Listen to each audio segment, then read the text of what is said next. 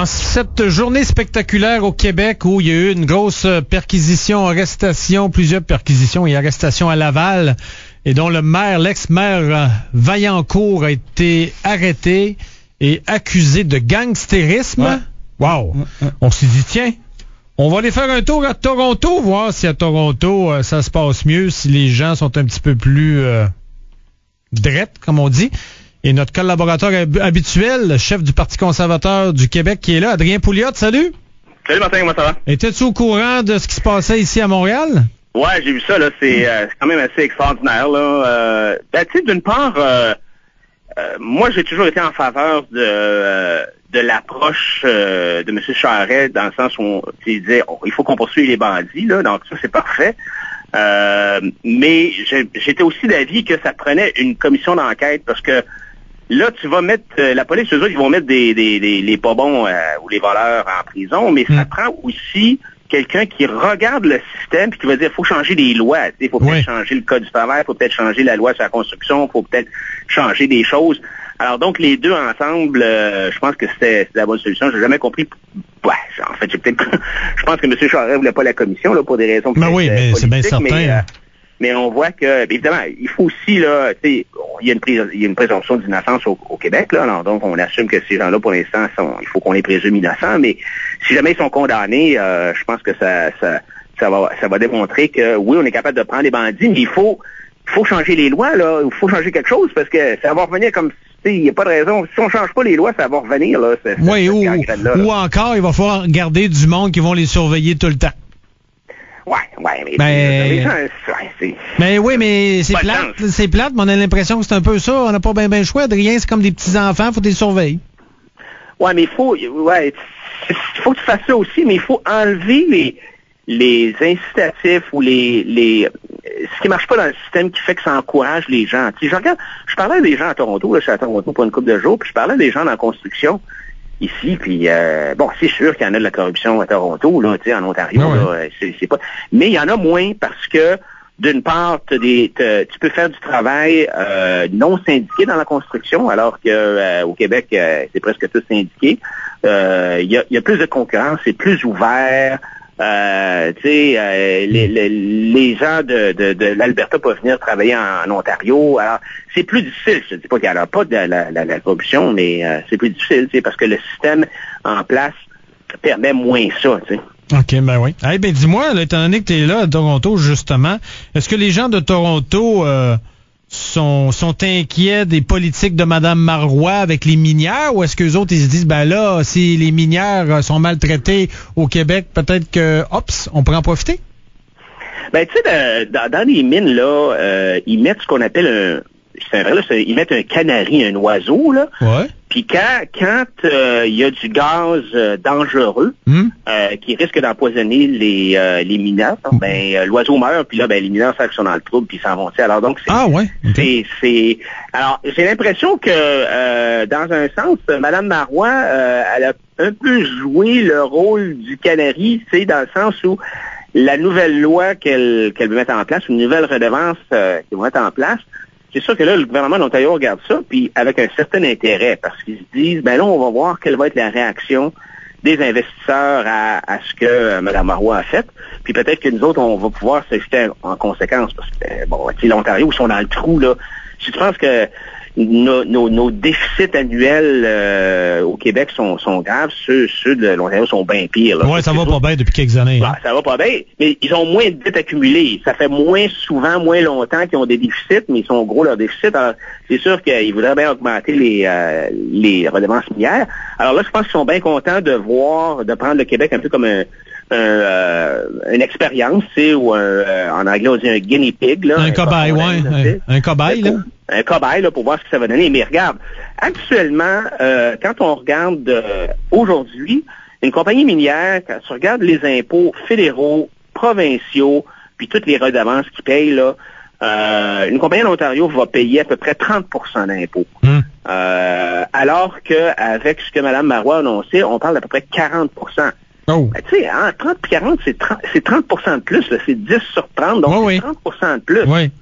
Alors, tu sais, ça a un impact, là, ce genre d'affaire-là. Puis non seulement ça, mais ce que Mme Marois une des affaires qui est vraiment mauvaise dans la proposition de Mme Marois, c'est que les mines vont payer de l'impôt, même s'ils ne font pas de profit. Il y a une royauté sur la valeur de ce qui est extrait. Ouais, mais je présume qu'ils font ça parce qu'ils pensent qu'il y en a qui jouent avec les chiffres pour pas que ça paraisse qu'ils ont fait des profits ou quoi? Ben, je sais pas. C'est sûr que pour un gouvernement, ça a l'air nono de dire, il y a 30% des mines qui n'ont pas payé d'impôt cette année. Ben oui, ils n'ont pas payé d'impôt, ils ont perdu de l'argent. C'est toutes les compagnies. Les compagnies ne payent pas d'impôt, normalement, là, quand tu perds de l'argent. Oui. Là, on va taxer. Alors donc, une compagnie puis évidemment, les compagnies qui commencent au début, ils perdent toujours de l'argent. Tu sais. Alors, donc, moi, d'après moi, c'est l'impôt tue l'impôt. C'est une vieille maxime qui est bien connue de tous les ministres des Finances à travers le monde, sauf peut-être Mme Marois. Plus tu imposes, on pense qu'en augmentant les taux d'impôt, que ça va augmenter les recettes fiscales. Non. Mais à un certain point, ça devient contre-productif. Ouais. Plus tu augmentes les taux d'impôt, ça fait baisser tes revenus. Ben oui, puis les taxes aussi. Regarde les cigarettes. On l'a prouvé que les cigarettes, là. Exact. Ah, c'est ça. Ben, c'est ça. Ouais, tu donnes le bon exemple. C'est plus simple que le mien. Puis on comprend tout de suite, à un certain point, quand ça coûte 20$ le paquet de cigarettes, ou ben donc tu vas chez les réserves indiennes, puis t'en achètes en dessous de la table au noir, ou ben donc tu fumes moins. Alors, c'est la même affaire pour l'impôt. À un certain point, puis c'est pas la même affaire pour tout le monde, tu sais. Mais à un certain point, tu vas dire, pourquoi est-ce que je fais de l'overtime? Je vais faire 3 heures d'overtime, puis il me restera plus rien sur ma paye. Alors donc, tu le fais pas, tu sais, ou tu vas te payer au noir. Alors, l'impôt, tu l'impôt, puis donc à un certain point, c'est vrai que ça a l'air tannant de dire, là, je vais baisser l'impôt. Tu as l'air d'aider les minières, mais de fait, ces gens-là, ces compagnies, ces minières-là, ils embauchent du monde, là, tu sais, c'est plein de travailleurs miniers qui travaillent au Québec. Non seulement qui travaillent là, mais des gens à Montréal qui construisent toutes sortes de choses pour les minières, les camions, tout ça. Alors donc, moi, je trouve ça un peu décourageant parce que depuis à peu près 3 ans, le taux de l'intérêt du Québec pour les entreprises minières est en baisse. On a été au Québec parmi les juridictions les plus attrayantes au monde pour les compagnies minières, les investisseurs miniers. M. Charest disait, je suis pas certain que je vais être le plus attrayant, peut-être que c'est parce que je cherche pas assez cher de redevances, mais là, on est en train de planter, là, puis ça descend vite. Oui, mais Adrien, je vais te poser cette question-là. Ça se peut-tu que Mme Marois, sans trop que ça paraisse, a fait ça un peu justement pour que ces minières-là sacent le camp, puis elle va nationaliser tout ça, puis elle va faire comme l'Hydro-Québec? Wow! Ben là, t'es pas mal plus cynique que moi. C'est un cauchemar, t'es en train de nous dire. Non, mais écoute, là, regarde, ils aiment ça, eux autres, nationaliser tout. Ils voudraient tout nationaliser. Tu penses pas qu'elle aurait peut-être ça dans le derrière de la tête un jour, là, ça devenait vraiment majoritaire, là, puis on le verrait pas venir, là, qu'elle pourrait faire une connerie de même, hein? Moi, je vais te dire honnêtement, là, je pense que c'est parce que, puis elle a été pourtant, Mme Marois, elle a été ministre des Finances, là. Honnêtement, je pense qu'elle comprend pas. Elle comprend pas comment ça fonctionne, l'économie. Mais toi, le meilleur exemple que tu viens de donner, c'est les cigarettes. Là. Tout le monde comprend ça. Ouais. Tous nos auditeurs comprennent ça. Mais même Mme Marois, elle doit comprendre ça. C'est la même affaire. Il n'y a pas de différence entre de l'or ou des cigarettes. Là. C'est le même impact. T'sais. Les gens réagissent aux incitatifs et aux désincitatifs. Puis... moi, je trouve ça bien triste parce que des projets sont sur la glace, puis on va s'appauvrir comme ça. T'sais. Ouais. Je sais que tu es à Toronto puis tu travailles, parce qu'à chaque fois que tu pars du Québec, tu travailles, mais on me dit que tu aurais été vu au match des Maple Leafs contre les Bruins. Est-ce que c'est vrai? En fait, j'étais pas au match, j'étais dans un amphithéâtre où il y avait un écran géant magnifique dans l'immeuble du Festival de films de Toronto. Ah, t'as regardé la game de là? Ben, j'ai regardé la game. J'ai regardé seulement la dernière période, en fait, l'overtime, parce que j'étais en réunion puis on avait un souper. OK. Mais je suis allé voir ça, puis c'est vraiment un bel immeuble. Mais ce qui est intéressant, c'est qu'on a eu l'occasion de parler au directeur général du Festival de films de Toronto. Ouais. Puis évidemment, nous autres, on pense, étant des gens de Montréal, on pense que, wow, c'est notre festival de films de Montréal. Ah, non, Toronto, c'est bien plus gros, là. Mais c'est incroyable. Ben oui. Sais-tu combien qu'il y a de monde qui vont là? Il y a 500 000 personnes. Oui. Les grandes vedettes américaines, british, ils vont là. Moi, puis écoute, nous, on était une gang d'hommes d'affaires, puis on n'a pas la langue dans nos poches. Alors, on a posé la question au directeur général. On lui a dit, comment ça se fait que le Festival de films de Toronto a dépassé le Festival de films de Montréal, tu sais? Ouais. Puis bon, il a été bien diplomatique, puis il a été bien correct. Sauf qu'en bout de piste, ce qu'il a dit, c'est que le Festival de film de Montréal est resté toujours a gardé toujours le même format et n'a pas innové. Il est resté toujours pareil. Okay. Donc, un jury avec des supposés experts, puis blablabla. Alors que le Festival de films de Toronto est beaucoup plus axé vers l'auditoire. Tu sais, puis c'est pas une affaire de jury, c'est vraiment axé vers l'auditoire et vers la popularité. Alors, donc, on s'est fait vraiment dépasser. Puis, moi, tu sais, je trouve ça tellement déprimant parce que, tu sais, Toronto, il y a 30 ans, ça n'existait pas, là. Toronto. Mais non, mais écoute, en 76, ils ont commencé à exister, right? Après 76. C'est ça. Alors, tu sais, mais j'ai vu donc les Maple Leafs se faire battre. Et ben là, je sais pas trop ce qui va se passer à la prochaine game du Canadien, mais ça en regardant ce qui se passe dans le hockey, puis je pensais aux Canadiens qui ont quand même réussi. Bon, c'est pas comment ça va finir, là, l'histoire n'est pas finie, on va savoir bientôt. Mais le Canadien, c'est vraiment quand même extraordinaire quand on regarde ce qu'ils ont fait pour se sortir de la crise dans laquelle ils étaient l'an passé. Parce que, bon, on sait, l'an passé, là, ils avaient fini dans les bas-fonds. Je pense qu'il est le 15e dernier rang de l'association de l'Est. Et inutile de dire que, bon, tu sais, ils sont toujours vendus, là, tu sais, mais t'as pas de revenus, t'as moins de revenus de publicité, t'as moins de revenus de vente, les produits dérivés, bon, puis ta crédibilité en mange un coup, tu sais, ton image de marque, tout ça. Alors donc, c'est sûr que même si ton Centre Bell est toujours plein, c'est pas bon, là, quand t'arrives 15e. Et alors, comment est-ce qu'ils ont fait pour s'en sortir? Et quelles sont les leçons que les gens d'affaires peuvent apprendre de ça? Ben, je pensais à ça, puis je lisais un article récemment dans le journal des affaires qui faisait cette analyse-là, puis c'est vraiment intéressant. D'abord, il faut que tu sortes la tête du trou et que tu dises, je suis dans le trouble. OK? Ça va pas bien, mon affaire. Okay, il y a des gens d'affaires, tu sais. Faut que t'avoues, t'as de la misère puis ça va pas bien. Ouais, c'est ça. C'est un peu comme l'alcoolique, là. Tu dis, OK, c'est vrai, je suis alcoolique, tu sais. En première chose, donc, être honnête, faire des constats. Au Québec, on est bien bon pour faire des constats. D'habitude, là, tu sais, on est bien bon pour constater toutes sortes de choses, qu'on a des problèmes ici et là.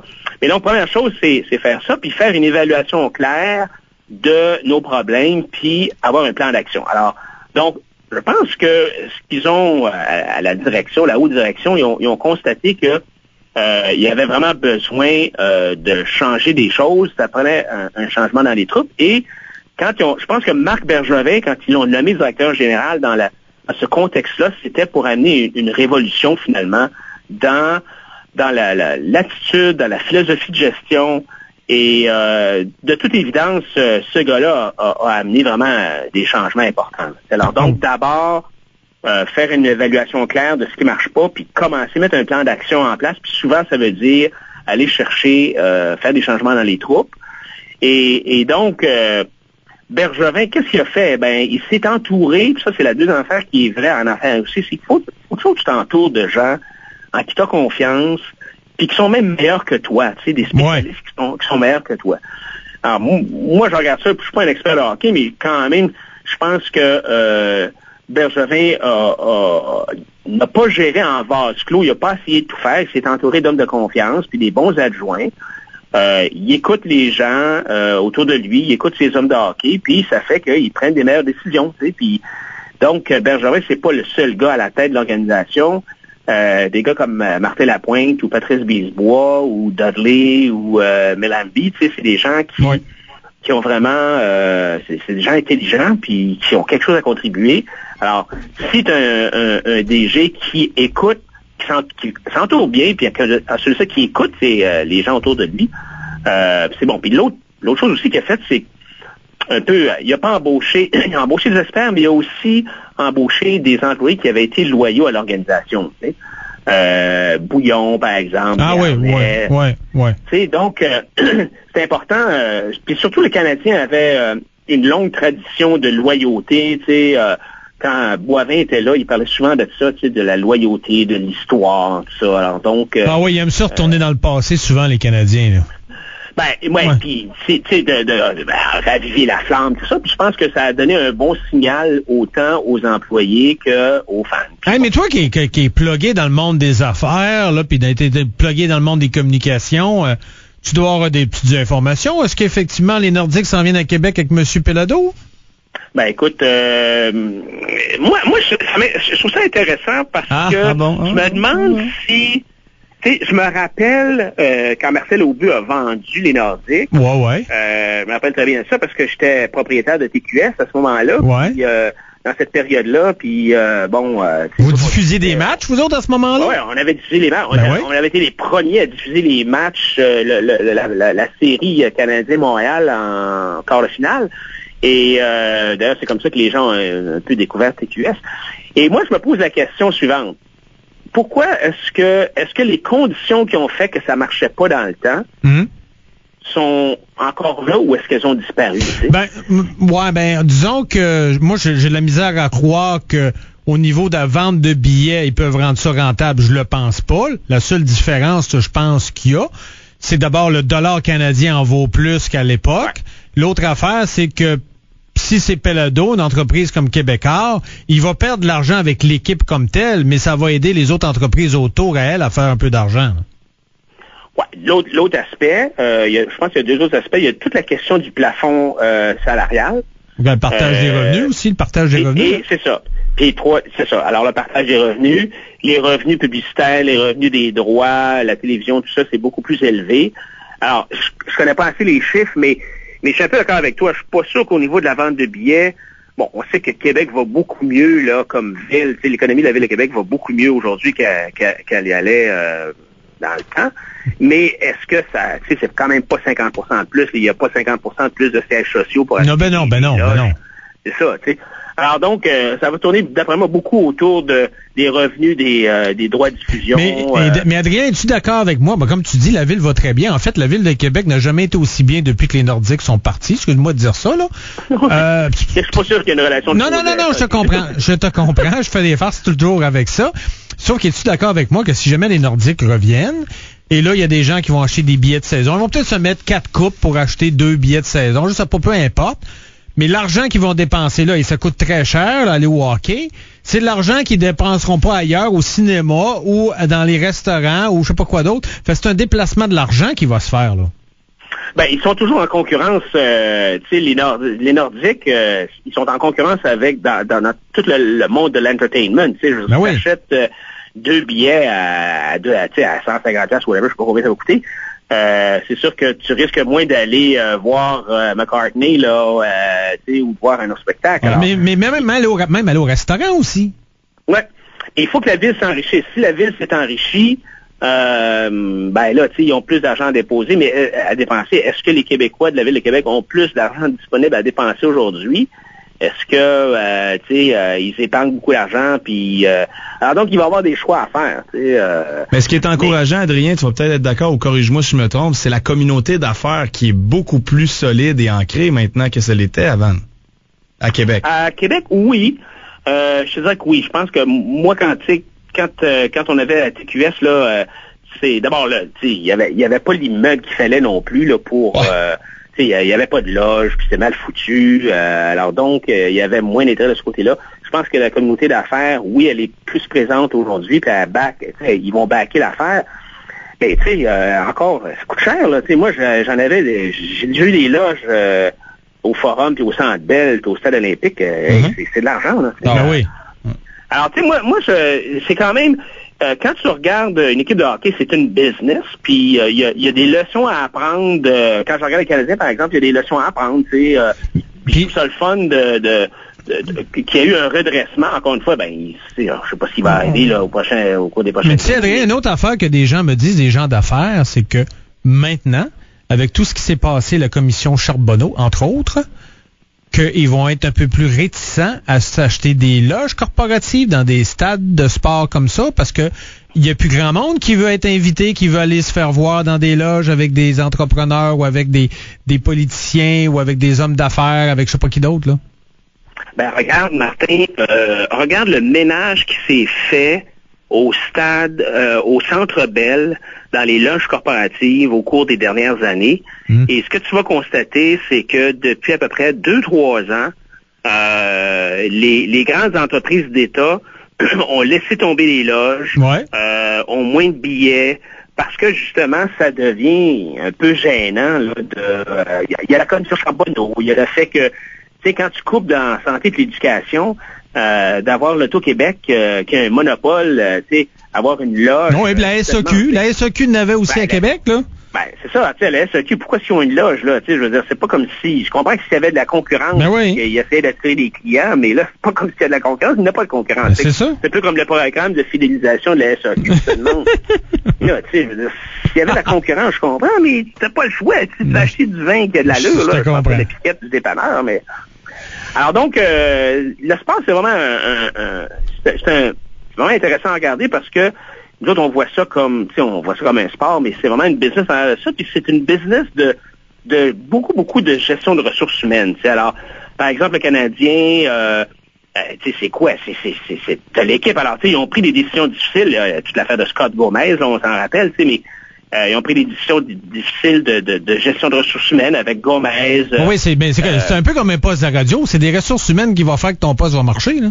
Même affaire. Tu sais, tu te rappelles toute la discussion autour de Piquet-Souban puis la gestion de son contrat, tu sais. Bon, finalement, Benjamin a tenu son bout, puis il a donné un contrat de 2 ans, puis mais finalement, Souban, écoute, il a l'air heureux, puis il performe. Tu sais, alors, puis le Canadien aussi, je pense qu'ils ont innové aussi dans la gestion des jeunes recrues, puis ça, c'est important aussi dans les entreprises. Mais quand tu vois un gars comme Gallagher ou comme Galchenyuk, tu sais, qui produisent, qui ont quand même bien fait, ils ont eu beaucoup de temps de glace, puis ils ont bien répondu. Puis parce que ça lance un message aux plus vieux aussi, voyez-vous le cul, parce qu'on va émettre les jeunes, alors qu'avant, les vieux étaient assurés de leur job tout le temps, parce que si le coach osait mettre un vieux sur le banc, les autres bougonnaient, puis ils faisaient sortir le coach.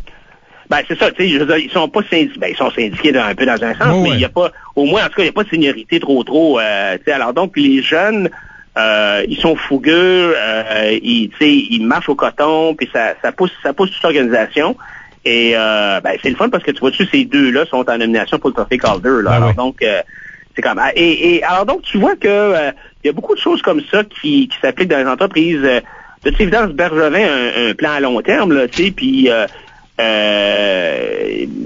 même s'il y a des déboires de l'équipe, même s'il ne se rend pas à la Coupe Stanley, tu vois que c'est un gars patient, c'est un gars qui a un plan, puis tu sais, il s'est fait pas... regarde par exemple le marché des transactions en avril, là, il s'est pas énervé, tu sais, il a suivi son plan, et donc je trouve que c'est vraiment un beau revirement des Canadiens. Good. Et je pense que, bon... Même si ça va peut-être se terminer ce soir, c'est pas grave, Adrien. Tu vois. Non, c'est ça mon point, tu sais, c'est que même si ça se termine ce soir, il faut regarder l'année au complet. Ouais. Il faut se rappeler d'où est-ce qu'on était il y a un an dans la cave. La progression, ouais. Ouais, et tu sais, c'est pas des affaires de hasard. Tu sais, c'est sûr que il faut donner le crédit là où le crédit doit être donné. T'sais. Hey Adrien, merci beaucoup, puis on te laisse te promener dans cette belle ville de Toronto. Parfait. Et puis, attention, là, sors pas trop. Là, le nightlife, je sais que c'est pas celui de Montréal, là, mais... c'est pas celui de Montréal, c'est sûr. C'est vrai. Hein? Merci beaucoup, Adrien. Salut. Salut, Adrien Pouliot, chef du Parti conservateur.